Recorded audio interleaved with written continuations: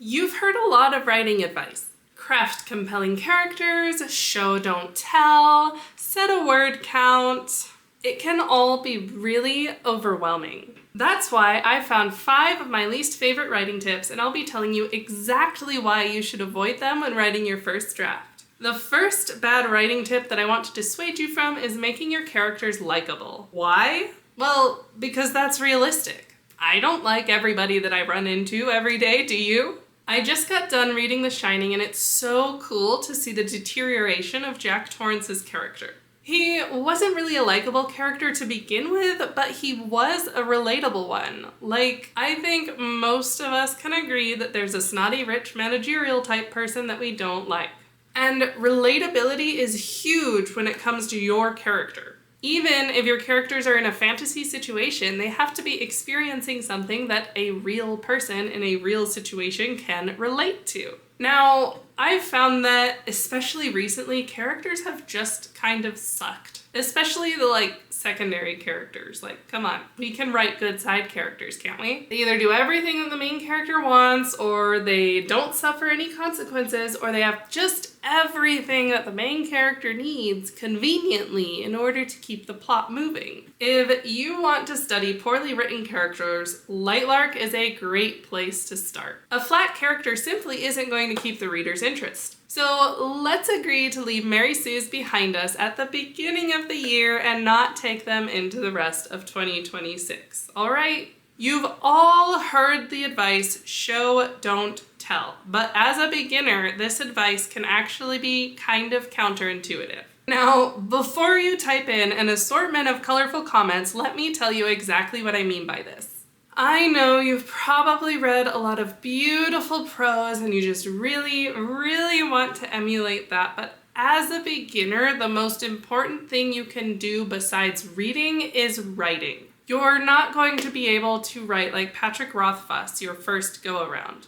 It's really easy to get caught up on the details, so that's why you need to sometimes just take a moment to zoom out and look at the bigger picture. And honestly, that's sort of what an outline is. Just a really, really big picture that you can look at and think, oh, hey, this is what my story's going to do. Got it. Yes, it is absolutely essential to show, don't tell, but, big but here. If showing is getting in the way of writing your first draft, then you should just tell and then edit it in your second and third drafts. There are a few things that you can do to start weaving showing into your practice, though.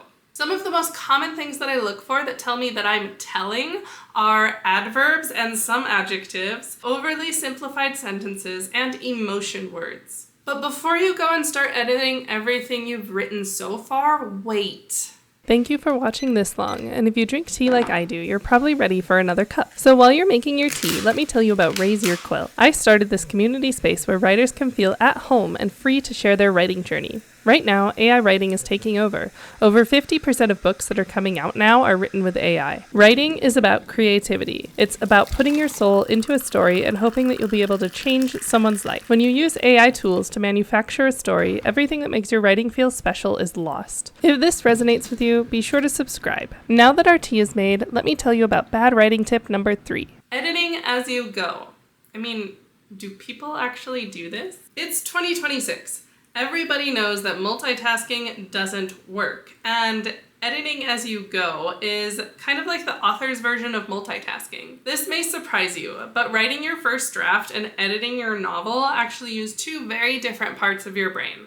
Of course, because you're writing for both of these tasks, they do use some shared areas of the brain like the Broca's and the Wernicke's region, as well as the frontal lobe. However, the creative process uses more of the regions of our right-sided hemisphere, as well as the daydreaming center, which is also known as the default mode network. In contrast, the editing process of writing uses more of the left-hand side of your brain, as well as regions like the supramarginal gyrus, which helps with things like word order and language processing. Essentially, when you're writing your book as you're editing it, you're trying to put your foot on the gas and the brake at the same time. Personally, I like to write my entire novel first and leave little notes and comments in the margins so that when I go back to edit it, I know what I was thinking as I was writing it. Once your book is written, you may feel super excited about it and you might want to share it with your friends and family. Yay!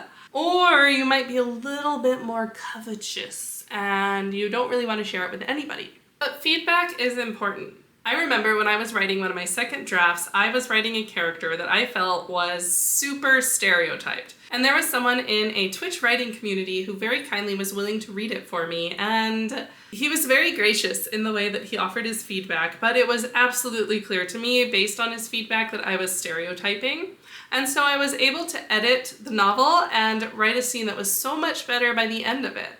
However, you don't want to ask for feedback from everybody and their mother for one simple reason. If you're writing a romance novel and you ask your friend who has a bunch of occult figures and loves Aleister Crowley for feedback, she's probably not going to be very interested in your Definitely Not a Bridgerton fanfiction. And her feedback will reflect her lack of interest in romantic literature. So when you're asking for feedback, be sure to ask people who are actually interested in the genre that you're writing.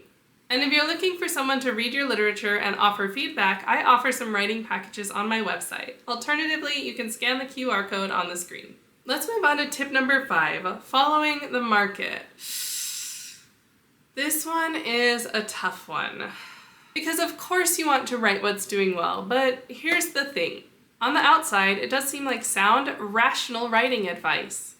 Because ultimately, books get awards for being best-selling books and not best-written books. But writing a book takes so much time and energy, and time is not an asset that you're going to get back. If you're just writing something because it's doing well in the market and you're not actually passionate about the subject or the genre that you're writing, that's going to reflect in your final draft.